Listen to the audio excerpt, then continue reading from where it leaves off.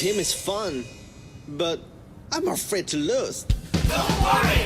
Team up with friends. Rank up faster, rank up faster. Go and rank up radiant protection. Go and rank up bonus points. Go and rank up double challenge points. All you are for you. No matter what, just team up with friends. Just team up with friends. Just team up with friends.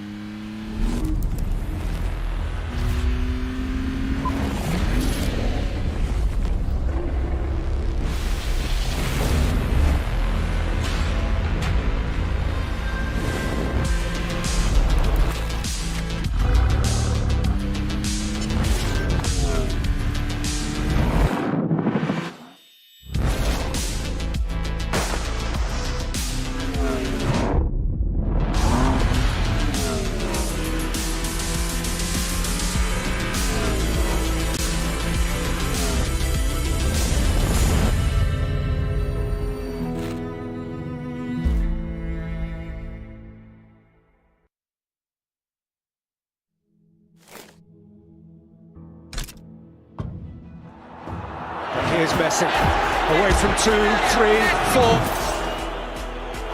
The world's best player shows us just what he's about again. Is this on? Oh, great. Hi, everyone. Welcome to my secret lair. Everything is getting put together right now. Perfect. This here is testing stage that ensures your safety during your ride. They are currently debugging the hub. See how it goes. Boy, it is powerful and agile. That just made me want to give it a go. Only after careful inception will the equipment be ready for release. All of this equipment can help you achieve victory. Get ready. Join us now. Disfrutar el juego.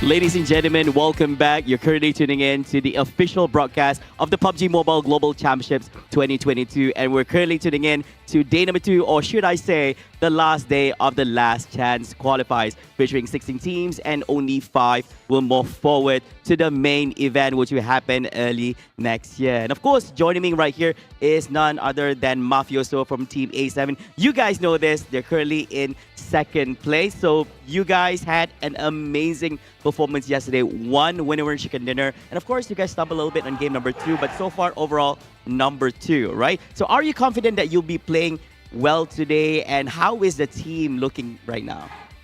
Então, ele parabenizou a equipa por jogo muito bem feito ontem, que estão no top 2 e com uma vitória de chicken dinner. O que vocês vão fazer hoje? Estão confiantes que vão ficar na mesma posição? A gente está muito confiante hoje, porque a gente vem trabalhando muito para trazer um bom resultado aqui nessa Last Chance. Então, hoje a gente vai fazer o mesmo jogo de ontem e acredito que hoje vai ter mais vitória do que o jogo de ontem. So, yeah, they are very confident for the game today because they'll be playing hard for the Last Chance, and they will try to do the same game as yesterday, but with more wins for today.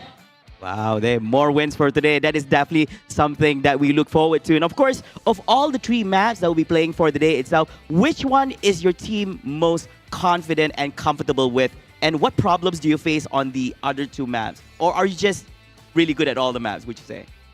Então, tipo dos 3 mapas, qual é o melhor mapa para o vosso time e qual é o problema que vocês enfrentam nos 2 mapas? Ou se vocês vão de bem em todos os mapas? Acredito que o nosso melhor mapa é Arangel e os nossos 2 piores são São Roque e Miramar.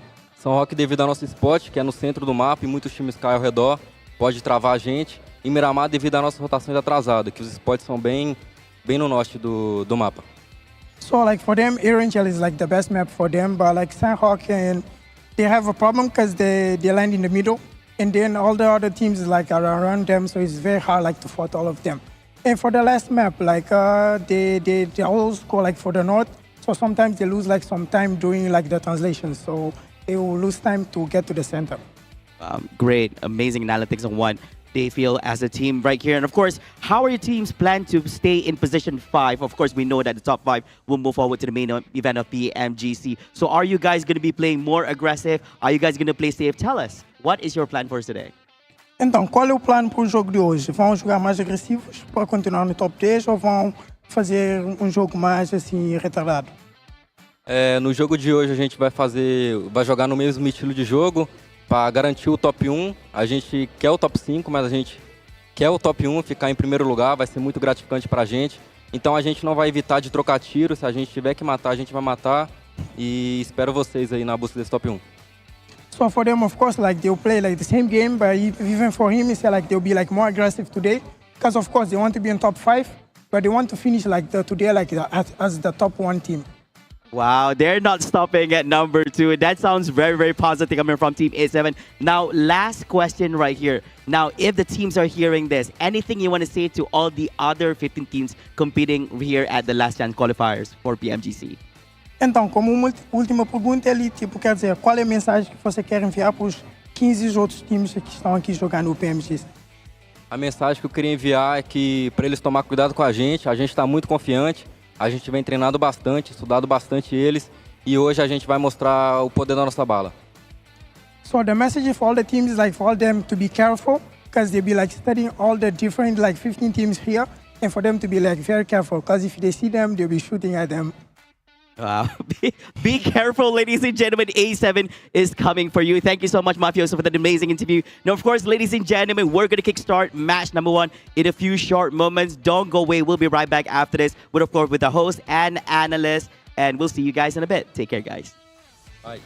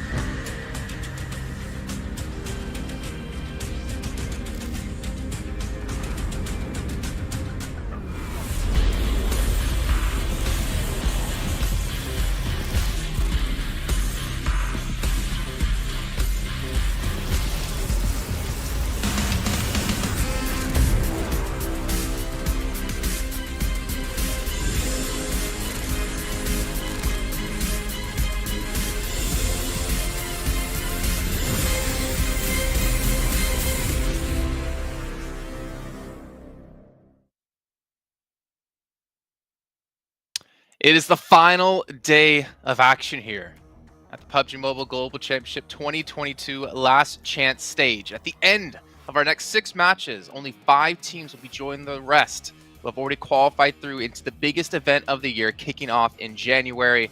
And it's going to be a lot of money on the line, a lot of pride on the line, and of course the title of being the #1 team in the world. I'm your host, Jason Kaplan, and we have the Cutie Boys next to me of Maxman and Sandstorm to break everything down that's been happening yesterday, which was an extremely exciting day. And of course, it's coming up today.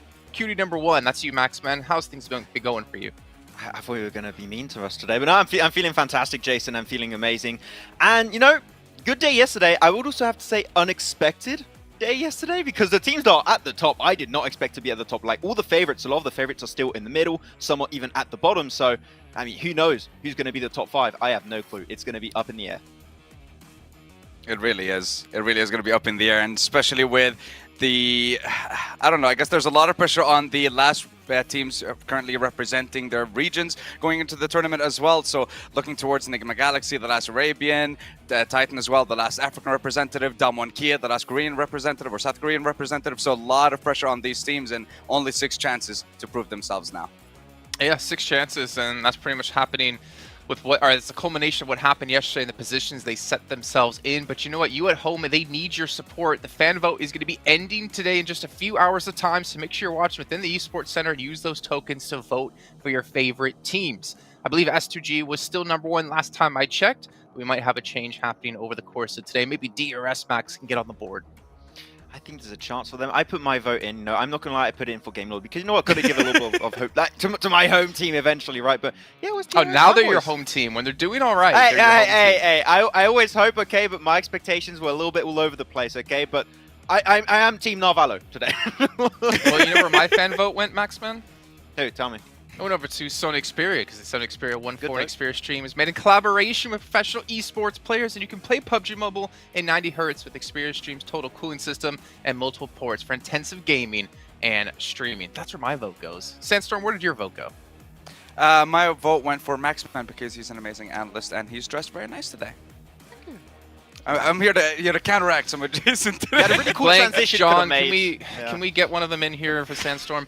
Also, a big shout out here to Pullman Kuala Lumpur Bangstar Hotel, where our world is your playground, while the players are getting to stay at and getting to chill and relax at. And by chill and relax, I mean none of that, because they're sitting there intensely reviewing all the VODs from yesterday and trying to prepare for what's on the line today.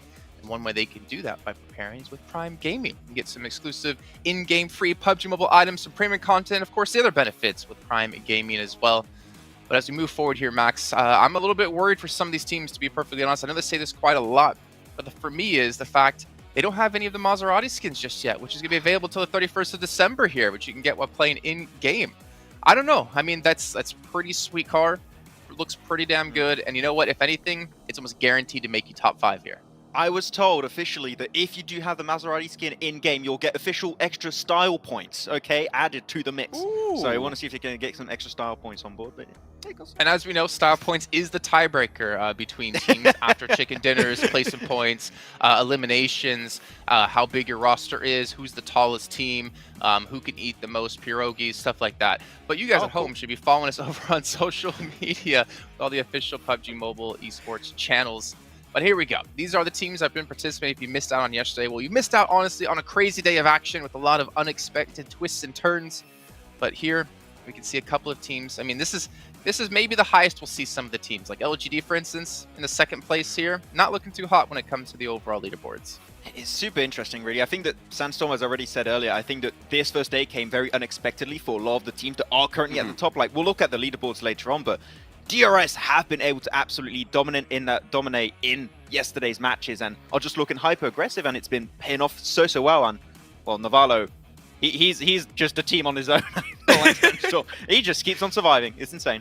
He really does, yeah. I mean, look, in the first game yesterday, he managed to get 6th with 3 eliminations for his team. And again, he managed to repeat the performance in Game 4, managing to secure 3rd with 13 eliminations. He had, I think, 4 or 5 for himself in that one game. So consistently, we're seeing him being the last person alive for his team. And the fact that he's securing 10 points, I'm pretty sure that there's more that he's going to be able to get today. But a very good performance and a very good start for them on day 1.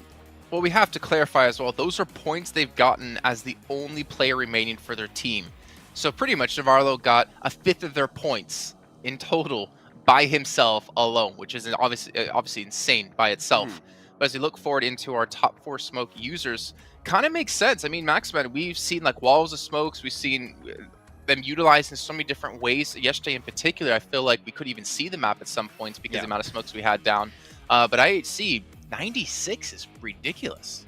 I think that what IHC have done really well throughout all of this tournament so far is that they're really good at using smokes to wall off fights. Like, for example, if a team's on 2 of their sides, they're going to just smoke off one of their sides, make sure that one team cannot spray them down anymore, and then they're just going to put 100% focus on the team that's on the other side where the smoke are not going to hide their vision. And I think that's what they did extremely well on this first game, where they were pushing, I think it was on Bacon time, and also negating visibility bomb Alpha 7 on the side. It just enabled them to make in a second place, but then the DBS, off squash happens, and I don't know what you're supposed to do against that, but not much. Well, I mean, it's obvious, apparently. right, Sandstorm? The only way to beat a DBS is to use a DBS. Exactly. If you can't beat them, join them. And that's what the server has been doing so far. After seeing so many fights being decided by that DBS, like we've seen yesterday in the first game, Inko versus LGD, just outside of match, and LGD didn't know what hit him at that point. And I think just every single team started to pick it up bit by bit. And I love seeing those close quarter fights with the DBS. You think you have an Uzi? You think you're going to win? No, just get one pump and that's it. You're done. You're dead. So let's see if we're going to be seeing the same impact from that again on today's games, or our team's going to be bringing something special.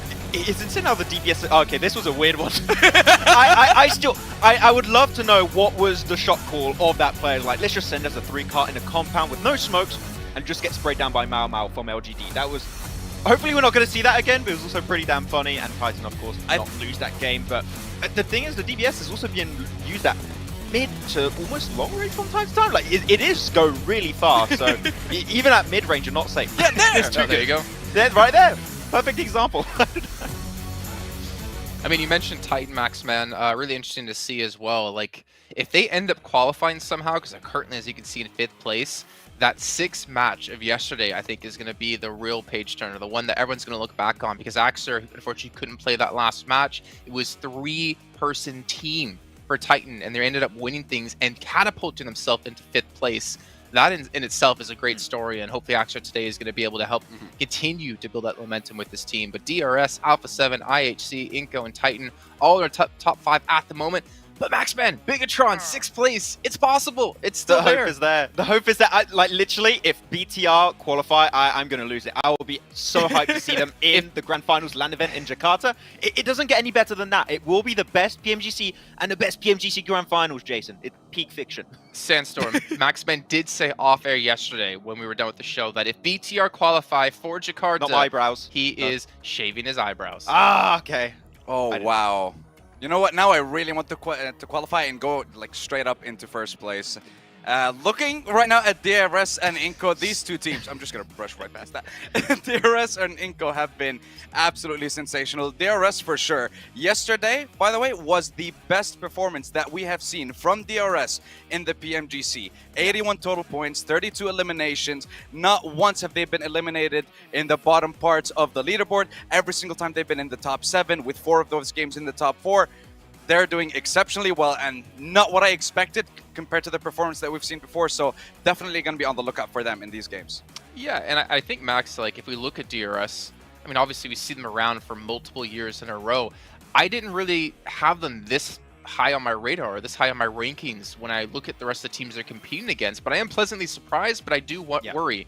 Going into today, can they replicate that performance? Yes, they built up a 30-point lead between 1st and 5th place, but I'm not sure if they can do this back-to-back 2 days in a row. I would have to agree. If you're looking back at DRS and how they played in the group stage, I think that DRS is like, no, middle of the pack. I didn't expect them to qualify in top 5. But this new DRS 2.0, is playing hyper passive, but the moment that they flip that switch, they just go in super aggressive mode, start clearing zone after zone after zone, and taking as much space in the circle as they possibly can.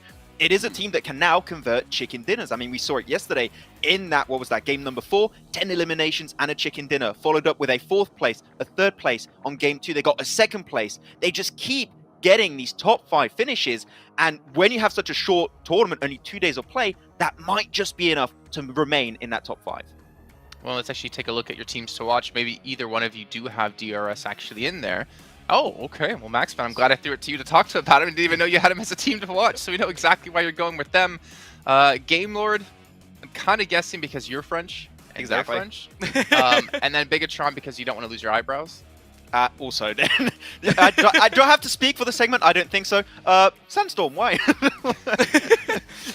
Several reasons. Besiktas, they managed to get themselves a chicken dinner yesterday, but 4 of their 6 games were in the bottom 4. So that chicken dinner did give you a chance to keep fighting and stay alive in this tournament. But other than that, it's going to be very difficult for them for the rest of the games. HVVP, we've seen them come back again. Chicken dinner, huge improvement on their performance. But which HVVP are we going to be seeing? The one that drops north side of George, gets a decent amount of points, like we've seen in days 1, 2, and 3 of the group stage, or are we going to be seeing the one where they drop on the west side of Melee Base and just completely get no points whatsoever? And Inco, need I say more? I don't know what to say about these guys. I said they weren't going to get into top 5. They already are. I believe they're going to make it, and I'm just going to leave it there.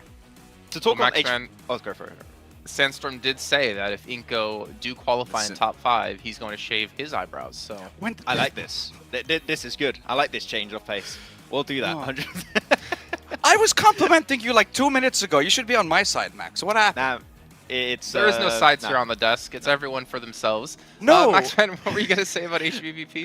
So I want to touch on HVVP because I was able to look back through the VODs a little bit yesterday and through the map feed, and I really think that the main issue I pointed out yesterday is really coming into like be the main issue for them, which is they are just a little bit too slow on the rotations. Like a lot of the teams that play Edge are just so quick. They really are. They see the circle, boom, everyone almost instantly in their cars playing Edge circle. HVVP, especially if they go for secondary drops, they're just a little bit slower to get in like the flow of things, and they just get gate kept so often. I think they had 3-4 games in a row yesterday where they just get gate kept, and they just could not get in any strong position. I think if they just speed things up a little bit, they'll be there, because technically the entry points are good, just a bit slow. So if they speed things up, I think we can see the new HVVP we wanted to see here. Okay. Well, you know what? I mean, hopefully they've been able to realize that as well and have been able to figure some things out to improve here in that second day. It wouldn't be a PMGC in my eyes without HVVP there. There's also a couple of other teams. I mean, Sandstorm, we've got Vampire Esports in 15th place. Didn't expect that to happen considering what we've seen from them in the past. Enigma Galaxy in 13th place, Besiktas in 12th place, LGD in 11th, and even Reject Damwon 10th and 9th respectively. There's a lot of these big name teams and big players that we've seen just over the course of this event alone that just haven't been able to perform in that first day. I mean, sometimes it can come down to there's a lot of pressure on the teams. It can come down to not having the international experience in these tournaments, and it can also come down to the fact that we have the best teams in the world, and there's bound to be some teams that are not going to be able to perform on that level. But sometimes we do get surprised with, for example, like you mentioned, LGD. They had a strong start in the group red, and then not being able to make it into the grand final, struggled a little bit, but they performed very well in the survival stage, which is kind of what baffles me a little bit. Is this the group green effect? Whenever they're like teams from group green or their LGD just can't do anything? Well, I'm not going to answer that question, but you know what? Maybe our casters can answer that question, or just let the gameplay alone answer it, because we're going to be heading over to our commentators to kick off our first match here of the day, our one of 6 remaining matches here in our last chance stage. So John Allen and Blink, take it away. We are over the midway hump and we are going downhill, and we will not be stopping. There are no brakes on this train, Blank. We're inexorably drawing to a close here in the last chance stages, and all of these teams, they're trying to hang on for dear life. They are 100%. I mean, there's not many places you can hang on. Some of these teams are on the outside of the train as well, so it's getting real windy out there, and there's a tunnel coming up, so they got to duck their heads, make sure that they can make their way through these last 6 matches. There is some teams that I worry about massively. I'm looking it down towards the bottom of the leaderboard. Vampire Esports, 25 points, Bacon Time. The 2 tied teams joining one another arm in arm in the bottom of the leaderboard itself. I do think that a comeback can still be made, but it will be very difficult to make happen. LGD, on the other hand, known for that type of bounce-back nature. They're very elastic, very trampoline-like. We'll see if they can hit those numbers today and get themselves up towards that top 5, because yesterday there were some things that just weren't working out for them. But heading over to our angle, our first match of the day, and it will be all concluding in 5 more matches after this. Oh, it is all to play for. The same set With AXA back in for the Titans as well, they'll be playing at 4 players strong, which is good news coming off of their chicken dinner yesterday, which saw them up and into 5th place at the end of the day, just about pipping out Bigotron on a tiebreaker, with, of course, that chicken dinner being the deciding factor. So it is still very, very close towards the top of those tables. And very, very hotly contested by quite a lot of teams. As you were saying before, Vampire Esports and Baker Time, they will need that step up. But we've seen it from them before that they can have that sort of gumption, and they have had those pop-off days. Looking at this playing path, it's very awkward, honestly. Down towards this south side doesn't give a lot of people the opportunity to get up towards the northern edge of the map. VP is going to drop out towards Primorsk. It's going to be difficult for HVVP to get up towards North George. They're going to go to their secondary drop down towards Sosnovka. Now, yesterday, we saw they had a much bigger improvement when they were able to get into those circles early on. This might not afford them that same kind of chance, but a lot of times when they're playing on the northwestern edge anyway, it is a long haul down towards the eastern side of the map where we've seen a lot of these circles drop. A western circle could work out for them here. Similarly for VPE, we're improving their gameplay from the center side, especially on that Miramar where they took a very central position. But this circle basically favors absolutely everybody. Anyone can get towards this spot nice and easily. It does keep the majority of this bottom part of the map in, which does make things a little bit harder for anyone towards that Sosnovka military base in the first place. Getting across those bridges is going to be a little bit more difficult considering there's going to be complications in terms of gatekeeping going on. Will be pretty tricky, those vehicles, hotly contested, I imagine. Vampire split and uncontested, actually, over towards Primorsk. No one dropping out at that stage of the playing path that early on. They will not have any contest for that spot on the tables. Of course, if you want to be getting on board with Captain Messi, he is joining the PUBG Mobile Battlefield. Stand out on the battleground with the Messi football icon set. Grab them in PUBG Mobile now. 100% worth it as well. Looks very cool. Flav is 100% rocking it over on the interviews. He looks very, very cool as well. I'm jealous. I'm 100%. I wish I was wearing that today. It would give me the comfort, the ability to take this all the way to the end. In the meantime, Besiktas going against Inco at the moment. Squash will try and run down when the players and is successful with it. Looks for one more. Enjoy quite low. Let's get away. Squash able to take down Peace. Almost going for another here. And with this vehicle, he has a really good chance to actually take down the whole team. It's like Zessi does manage to pop the reload there. I knew that these vehicles were going to be contested. I didn't realize it would be full squads contesting for a couple of these vehicles. Looks like that backup did come through. Inco lose one. I think Besiktas also losing one. They will be able to res there as well. So both of these teams fully disengaging from this area and figuring out where they're going to want to go further forwards, because they both now have 3 players alive. Inco, 4th place on the tables. 12th place is Besiktas. Yeah, Inco's still at risk at the moment, considering their recent performances, which is a case of 2 games has made up the majority of these 54 points. That is slightly worrying, but something that does not worry me whatsoever and makes me very happy, in fact, is that tomorrow, December 5th, we will be seeing 2022 PMGC special crates releasing all the way through to January 8th, so make sure you get your hands on those whilst you still can. But it is all back on this one right now, this match, this day in particular, where we'll be finding out exactly which top 5 teams will be heading through to the grand finals. Honestly, it is getting a little bit scary as we're seeing we have much more info to go off from yesterday. And again, like I was saying with Inco, 2 matches make up the vast share of those 54 points they have. Now, they could take a similar approach today where, you know, they get 2 games and they're very happy. They see themselves secure towards that top 5. However, this is now the adaptation day. This is where teams have figured out what's going on, what works, and they will have looked at yesterday. They will have looked at Inco's rotational paths, where they're finding these easy positions to get in towards the circle, where they're sending central as well, and maybe even looking to cut those rotations off or even pick them up for their own. And Inco, although very good in the macro, decently good towards that end game and picking up a lot of eliminations. Usually they do it where they are the 4-man squad. They're essentially taking down 3-man squads, 2-man squads, and it's a lot easier for them to actually hit those kind of numbers that way. This time around, I think Inco will find it a little bit harder to get those easy positions towards center, and already losing 1 player sets them back at that disadvantage. HVVP on that south side, they did drop out to their backup drop over on the military island, all the way on the south coast. Kitsune looting up on the docks down south. potential for them to, I guess, like boat rotate, but it's more likely that they're going to just take that bridge on the western edge. Down one, central in apartments is a pretty powerful spot given the circle as it is. A lot of space on the northern side of the river hasn't been taken though, Blank. Yeah, I think with the playing path as well, that's kind of a likely thing to have happened here, which is where Severny shooting range all very free. HVP may have made a different call if they'd known that the circle was going to head this far towards that northern side. They might have even taken all the vehicles that they could, considering this lobby is very eastern-centric. A lot of the western side isn't taken up by teams, so they could have easily picked up some vehicles towards that western coast, headed up past LGD towards North George, then had a good game of it. Either way, I think this is the numbers play. This is the one you go for. It's the most consistent. You're not relying on the circles a lot of times. It still gives you a lot of loot. You can get looted early as well. You don't want to be in North George towards that 4-minute mark with absolutely no gear on you whatsoever, and then forced to make a very hectic rotation come zone 2. So I think this is the smart move from them. Similarly, I-8 down towards Sosnovka, they can move out. There is IHC in this area though, so there's a lot of teams all trying to get their way through outside of Sosnovka. So both these teams will have to be a little bit careful. Bacon time at the bottom of the tables right now. Get central fairly early. Currently playing, well, I'd say central. They're sort of on the outside of the center pack right now, but it's a pretty solid compound as well. Nice sight lines out nearby to them.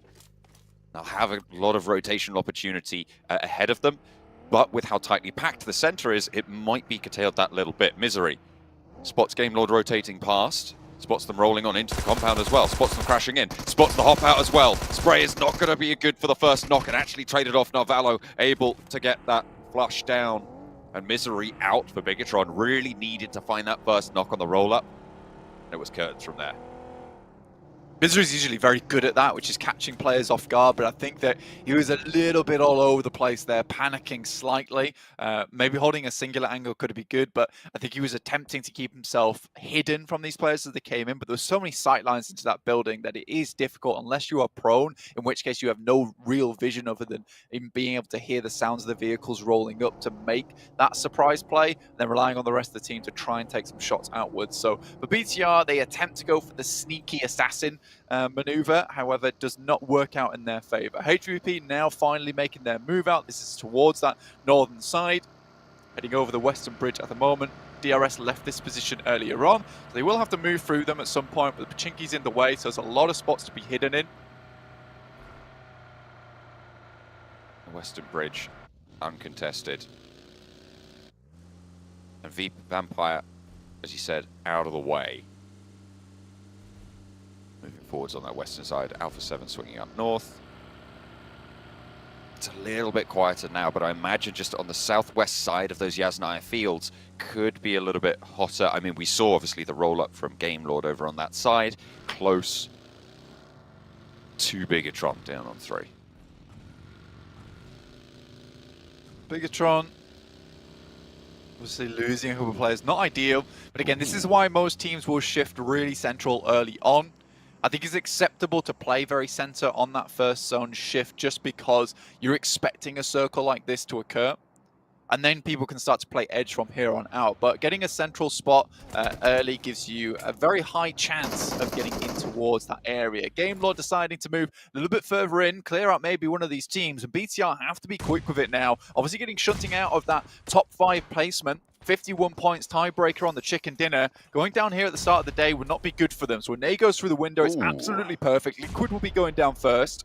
Oh, another one in through the window. 2 nades, 2 knocks. It's Jen Foster, a third nade through. They will be able to find an answer a little bit. Has the M249, a lot of bullets, but not going to be able to find the second knock onto Victor. Narvalo does fall, but Bigatron swept aside. Game Lord, their bane right now. Very central in the circle as well, and a powerful garage to be able to claim for Game Lord moving into those top 5. Exactly, John. That pushes them up past Titans nicely with 53 points, just behind Inco at the moment by 2 points overall. That's a 4th place finish. So Game Lord doing a very good job so far. Yes, a lot of these points have been kind of almost saved by Narvalo, able to get a few eliminations here and there on board, which does pump up that totals a little bit. We saw that he got 10 points yesterday. Either way, if you look at that, A 10-point margin underneath them at the start of the day would have sat them in 39 points, would have been in 11th place, or 10th place at the moment. So you're a bit worried about that type of thing. I think that for Game Lord, they're happy that Nalvala was able to get as far as he did, but these 4 eliminations and a good first take on the circle gives them a lot more loot in terms of being able to grab the supplies that BTR dropped off the loot crates, and then also have this position to play around with. Bacon Time are starting to roll up on that top side. No real compound for them though, so Game Lords still have this really strong compound towards the center of the circle with high ground to play around with. There's walls around here too, which makes the crash a little bit more uncomfortable. I think maybe BTR just had to be a little bit quicker with those nades, and for Game Lord getting up like that with barely any smokes and then just nading through the window, that shouldn't really happen as often as it did, and I think they were feeling maybe a little bit afraid after Misery did go down how quickly as he did. HVVP now have swung all the way up to that northern side. They were playing on the north edge of the river. LGD were in this position, but the rotation paths from here, they'll be much more familiar with, Blank. Obviously, normally going in from North George, so potentially a little bit stronger. IHC, south side, and going to be corralling on at that edge. They are south of the Yasnaya Fields, close by to Titan, who have moved a little bit off of Potato Hill now as the circle comes to a crunch. Aegon XI8 pushing in from that south side will be behind Titan and DRS to their side. That is a nasty shift, Blank. It's hard north, but it keeps a lot of both sides of the river in, and they're going to be difficult choices to be made in the future. I think for A7, this is really, really nice for them. I think the fact that they were all the way on this northeastern side, they were looking like they weren't going to be able to find a way in towards this circle, setting us up a little bit further towards Rozhok, and then even goes further north on that side, gives Alpha 7 an excellent opportunity to pump those scores up and really secure their position towards that top 5 and head through towards the PMGC. It's been very rare that we've not seen Alpha 7 go through to PMGC, but already, I think that's 2 knocks either side, but with Reject in the back as well, this could be horrendous stuff. Oh, a second knock for Mythic over onto Meku, and 2 players are down. It's all on Tixie to hold the front here. Rejector coming through, as you say, a third party. Matic and Tixie now for the squad. Carrillo on the corner will find the nades and his way. Tixie gets one back as well, and a lovely little shot through the window. Needs to hold for a second, but a third player from HVVP falls down. It's Matic rolling up, the seat swap's there, and they're out. Both Alpha 7 and HVVP try and crash the same compound, Blank. And it goes to hell for HVVP. Reject move in and look for the third party as well. It's just that speed that is on the side of A7. They were further towards that northeast. They could get inside that compound early. Both teams had the same idea, and you can't fault them for it. It's a really strong compound over towards that Yaz Bridge crossing. So if this headed further towards that western side, you know, this would be providing anyone that picks it up now a huge opportunity to gatekeep a lot of teams. Inco heads towards the bridge with 3 players. They're going to hold down there for the time being. Reject hope to get in on that fight. Either way, for HVP, it's just a little bit too slow, and I think that when you're trying to crash a compound like that, you have to be really, really quick, very dominant.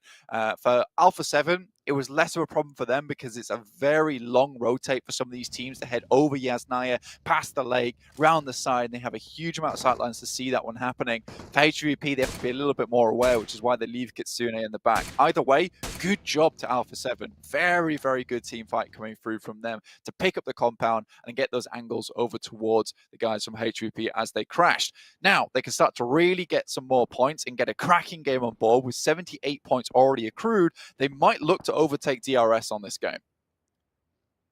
I don't know if it's possible, but I would love to see a replay of the start of that fight, because there were 2 knocks that we didn't see, and the timing was very, very close to both of those teams hitting the compound. Alpha 7 did get there first, just a little bit, but I would love to have seen right at the start when those knocks started to come through. Titan on the north side of the lake now might try and move into the area, and Alpha 7 trying to fend them off on the north edge. Like we said before, this is a very difficult cross down towards Alpha 7's position. A lot of open ground here over towards this pizza wedge, essentially over towards that western side. Another difficult circle comes through. LGD is in an alright spot at the moment, but you really do wonder where this circle is going to end up, because if it ends up right on top of the bridge, it's going to be difficult for a lot of these teams to find anything to work with. Inco down towards inside the bridge. They're on the bank side. This is hugely central. This is classic Inco gameplay. LGD really powerful in their position. North Shore very likely that it will be finishing there, but LGD can just sit here and control everybody else trying to make their way across, as can Inco. Unfortunately, though, Alpha 7 move on out. Nades over the top, Vitali low, Becker at the back. Will be able to stay alive here. Another nade on in to try and pick up the flush. Rez is very, very tricky there. Down one, trying to get across the bridge, shut down. Aegon XI8, 4 players alive. Currently split 2 and 2. The other 2 players on the east side of Rozhok. As Down one sit above them. Vampire, you can see them just about coming over that hill on the western edge. North shore for Vampire already. They're in one of those towers, but they're going to have to move further in. They know Aegon XI8 are here, and they should know that DRS are rolling up on their north side. It's a hard cross here. I think Schweppes is playing this one very, very well, knowing that there's probably those off angles from Aegon XI8. UZM goes down, this from Enigma Galaxy. There's a lot of eyes on this position. Ghost is the only one left remaining over towards Rozhok's side, but should be shortly returning to the fold. Game Lord rocked up. They did take a knock in the process, but were able to get their boy back up on his feet for the time being. That's Akashi over that side. Nate goes through, does a hefty damage over towards Narvalo. Stays alive, however. In come Robs, Victor, and Akashi to back Narvalo up on the hillside. They know there's more players here. They know they have to push further north. East side flank, IHC covering off. Smokes being thrown down for Game Lord to isolate sightlines to create a channel towards the Enigma Galaxy fight. Looking to put nades in that way. Amodi launching them back on over. No one going down just yet. The rest of Down one trying to get across. Not going to be shot at just yet, but everybody's turning their attention that way now. As Vampire have to be on the swivel, actually managing to get all the way across. Down one Gaming will stay alive for now. Reiji shots over towards Alpha 7. And Aegon XI8, they're still peppering away at Enigma Galaxy despite being right on the south cut of the circle. It's been a survival game here for Aegon. They know they have some good sightlines up towards a lot of this tree line, so they can just take easy shots and get themselves back into cover. For Freak, though, these are shots you need to hit over towards him, but I think Blade just does not want to expose himself for too long. Currently 26 points, 28 after those 2 elims. Quite far down towards the bottom of the lobby, looking to put some more points on the board today. Ooh, a nice little roll-up coming through from Game Lord. Freak now last standing for Enigma Galaxy, but Narvalo gets shot down as well. Victor and Robs active. They want to try and create some cover, but their teammates are getting shot out in the meantime. They're not in the next circle, and IHC have moved in front of them. With the chaos that they were involved in with Enigma Galaxy. Godless on the side swipe on the off angle. And their teammates will fall. 2 players now left standing for Game Lord on the south side, and a tricky rotation ahead of them. Likely they're going to have to move north of the river, and IHC have got the shots. They split 1-on-1 in the vehicles. The reload's there. The back player actually going to be able to get to the coastline. Unlikely to get across, but still somehow squeaking it through. Forward position will be taken away from them, however, and it's just Victor left. Inside the water himself. Chunksy did go down to a shot coming through from Besiktas all the way on that eastern side. They'll have to move further in. Inco, once again, find themselves a very troublesome spot, but a spot that they have lived in. The nades from Revo didn't quite do the final job towards them, able to live a little bit longer, get away. I can remain on this bankside, and although it was very rough to play from him earlier, now everyone realizes this is a hot spot. Ravenclaw down, Fluke down, traded off for just the one. They turn around the corners though, and they got the DBSs at close range. I think there were several going off there. There's at least 2 on the roster. Vampire keeping the shotguns in hand. See themselves a little bit safe, but the circle's still in closing. We'll have to move out from this position, trying to get as many reses through as possible before they start to make that grand dash. Becker just taking shots. Inco already up to 3 eliminations so far from the waters below. The Sharks looking for a little bit more to chew. Vehicle goes up, so can't sit in that anymore. Nade over the top from Squash as he launches up. Off the bank side. Down one. Really struggling here. Inco doing a stellar job. 3 eliminations so far. Forest should be spotted. DRS in the meantime, southwest side. Vampire at their back, looking to move up. Schwepp does fall.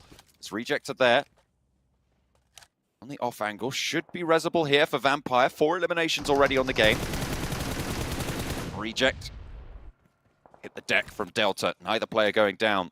That's going to draw some ammo, draw some sightlines away from Vampire on their approach on the southwest side, with the blue zone moving in. Shots from Ravenclaw as they crest the ridge.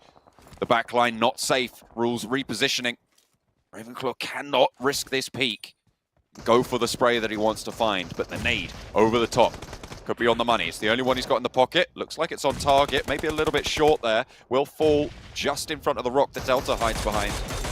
Schwepp swings out wide. Yanti shots over to Reject. They are caught in a trap right now, and DRS need to stay strong.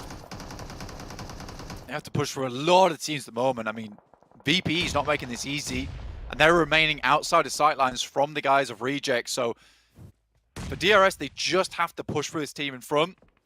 Enigma Galaxy do go down. Besiktas still going pretty strong on that eastern side. DRS slowly being pulled apart here by the nades. Reject, Divine sending stuff over. Killer now steps up, takes down Schweppes, leaving VPE at 3 for the time being, but 6 eliminations already found, looking for a bigger game. Inco currently dominating from the bank side. Killer last standing now for DRS. They would know pretty much where that position is going to be, but Killer finds another one. Oh, he's drifted over. He didn't get it. Okay, fair enough. I didn't realize the rear axle was only a 90% HP hit, but either way, Vampire take the knock back over to Stone. I think he got the smoke out, has that cover to play around, but Godless threads the needle nonetheless, and IHC pick up the elimination. Vampire, they had a good fight there, but it just came crashing down right at the end with that cheeky little knock from Killer. The double knock, in fact, as well, on the rollout. Stayed hidden for quite a while. Now Vampire down at 1 active, pretty split. Next circle finally takes us to the North Shore fully. Maybe A7 can start to capitalize off the back of this. Titans also currently a 4-man squad. Did take down one of the players coming through from Alpha 7 who was trying to control the river itself in Revo.